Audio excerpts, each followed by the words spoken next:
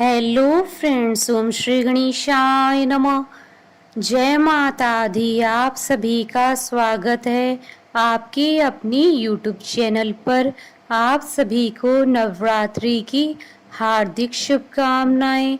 आज हम नवरात्रि के छठे दिन पर दुर्गा सप्तशती पाठ के 9वें और 10वें अध्याय को प्रस्तुत करेंगे।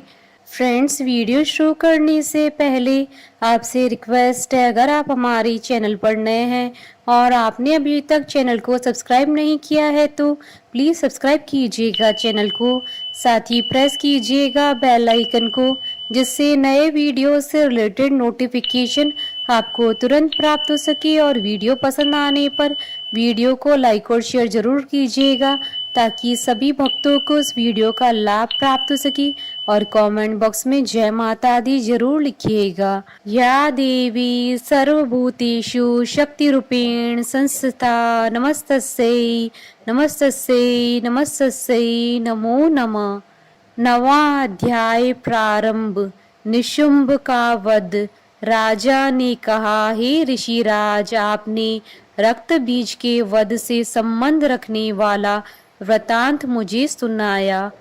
अब मैं रक्त बीज के मरने के पश्चात क्रोध में भरे हुए शुंभ व निशुंभ ने जो कर्म किया वह सुनना चाहता हूँ। महर्षि मेधा ने कहा, रक्त बीज के मारे जाने पर शुंभ और निशुंभ को बड़ा क्रोध आया और अपनी बहुत बड़ी सेना का इस प्रकार सर्वनाश होते देखकर निशुंभ देवी पर आक्रमण करने के लिए दौड़ा। उसके साथ बहुत से बड़े बड़े असुर देवी को मारने के वास्ते दौड़े और महापराक्रमी शुंभ अपनी सेना सहित चंडिका को मारने के लिए बढ़ा।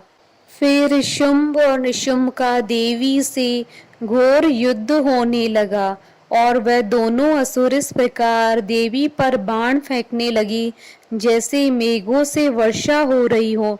उन दोनों के चलाए हुए बाणों को देवी ने अपने बाणों से काट डाला और अपनी शस्त्रों की वर्षा से उन दैत्यों को चोट पहुंचाई। निशुंभ ने तीक्ष्ण तलवार और चमकती हुई डाल लेकर देवी के सिंह पर आक्रमण किया। अपनी वाहन को चोट पहुंची देखकर देवी ने अपने शूरप्र नामक बाण से निशुंभ की तलवार व डाल दोनों को ही काट डाला। तलवार और डाल कट जाने पर निशुंभ ने देवी पर शक्ति से प्रहार किया।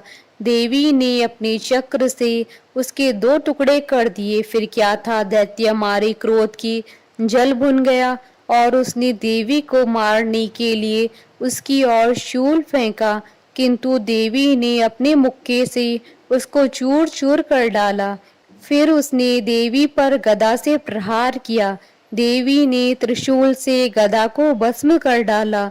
इसके पश्चात वह फरसा हाथ में लेकर देवी की ओर लपका। देवी ने अपने तीखे बाणों से उसे धरती पर सुला दिया। अपने पराक्रमी भाई निशुंभ के इस प्रकार से मरने पर शुंभ क्रोध में भरकर देवी को मारने के लिए दौड़ा। वह रथ में बैठा हुआ उत्तम आयुधों से सुशोभित अपनी 8 बड़ी बड़ी भुजाओं से सारे आकाश को ढके हुए था।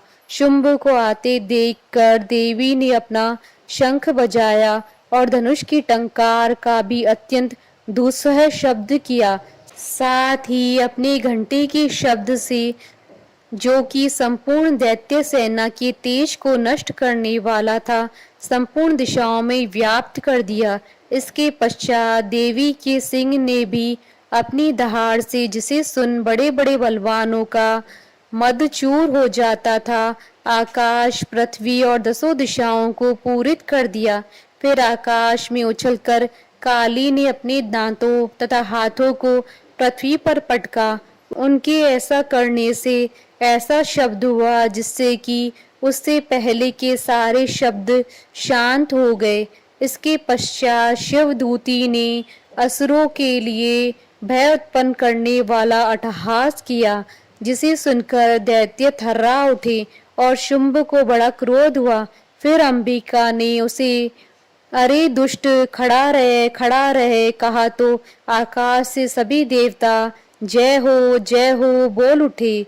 शुंभ ने वहां आकर ज्वालाओं से युक्त एक अत्यंत भयंकर शक्ति छोड़ी, जिसे आते देखकर देवी ने अपनी मोहलका नामक शक्ति से काट डाला।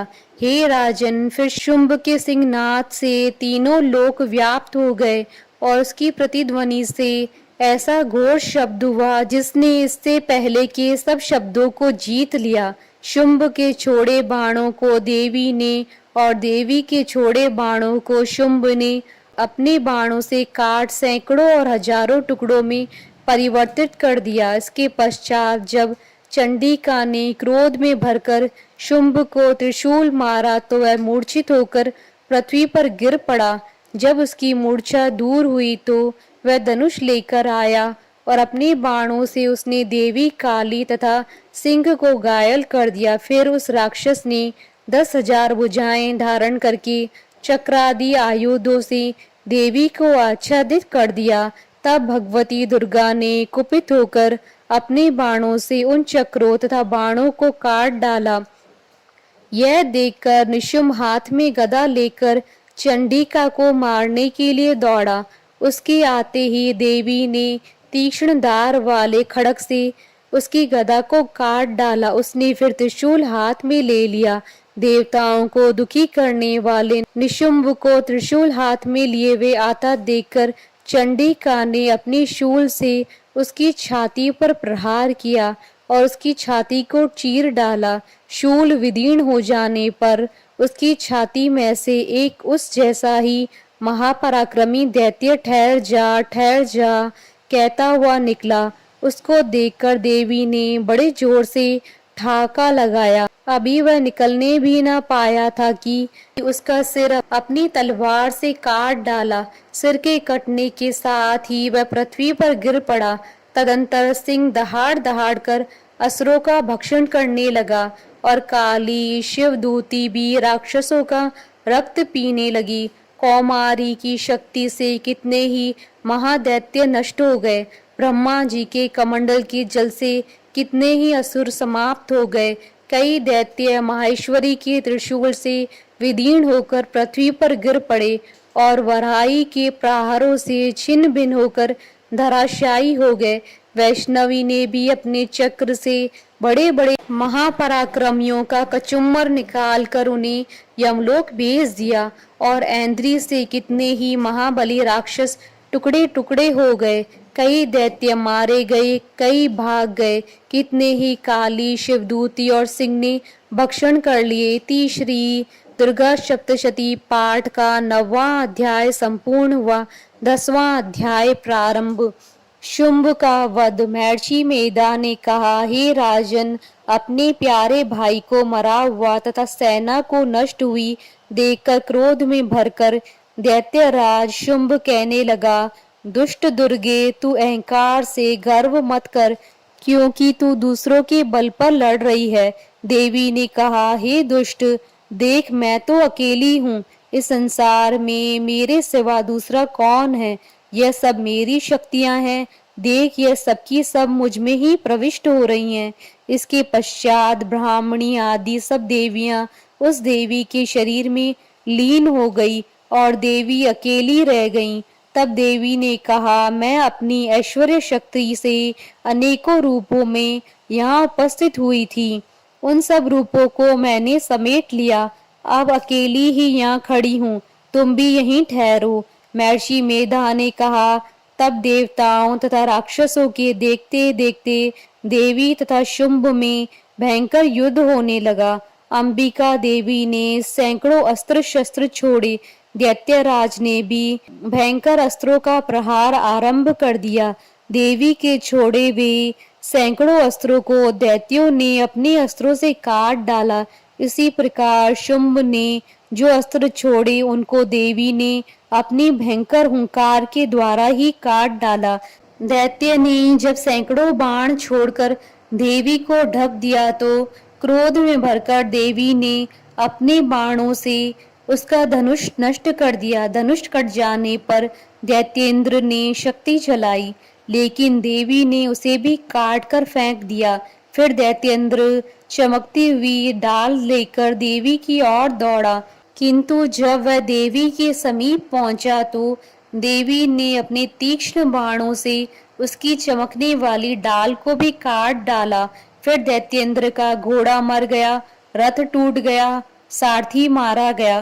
तब वह भयंकर मुग्दर लेकर देवी पर आक्रमण करने के लिए चला, किंतु देवी ने अपने तीक्ष्ण बाणों से उसके मुग्दर को भी काट दिया। इस प्रकार दैत्य ने क्रोध में भरकर देवी की छाती में बड़े जोर से एक मुक्का मारा।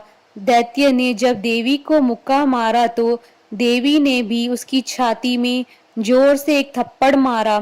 थप्पड़ खाकर पहले तो दैत्य पृथ्वी पर गिर पड़ा, किंतु तुरंत ही वह उठ खड़ा हुआ। फिर वह देवी को पकड़कर आकाश की ओर उछला और वहां जाकर दोनों में युद्ध होने लगा। वह युद्ध ऋषियों और देवताओं को आश्चर्य में डालने वाला था। देवी आकाश में दैत्य के साथ बहुत देर तक युद्ध करती रहीं। फिर देवी ने उसे आकाश में घुमाकर पृथ्वी पर गिरा दिया। दुष्टात्मा दैत्य पुनः उठकर देवी को मारने के लिए दौड़ा। तब उसको अपनी ओर आता हुआ देखकर देवी ने उसकी छाती विदीर्ण करके उसको पृथ्वी पर पटक दिया। देवी के त्रिशूल से घायल होने पर उस दैत्य के प्राण पखेरु उड़ गए और उसके मरने पर समुद्र, द्वीप, पर्वत और पृथ्वी सब कांपने लग गए। तदंतर उस दुष्टात्मा के मरने से संपूर्ण जगत प्रसन्न व स्वस्थ हो गया तथा आकाश निर्मल हो गया। पहले जो उत्पात सूचक मेघ और उल्कापात होते थे वह सब शांत हो गए। उसके मर जाने पर नदियां अपने ठीक मार्ग से बहने लगी। संपूर्ण देवताओं का हृदय हर्ष से भर गया और गंधर्वियां सुंदर गान गाने लगी। गंधर्व बाजे बजाने लगे और अप्सराएं नाचने लगी। पवित्र वायु बहने लगी। सूर्य की कांति स्वच्छ हो गई। यज्ञशालाओं की बुझी हुई अग्नि अपने आप प्रज्वलित हो उठी तथा चारों दिशाओं में शांति फैल गई। इति श्री दुर्गा सप्तशती पाठ का 10वां अध्याय संपूर्ण हुआ। जयकारा माँ माईदा बोले सच्चे दरबार की जय। हमारे साथ इस वीडियो में अंत तक बने रहने के लिए आपका धन्यवाद। ओम श्री गणेशाय नमः। जय माता दी।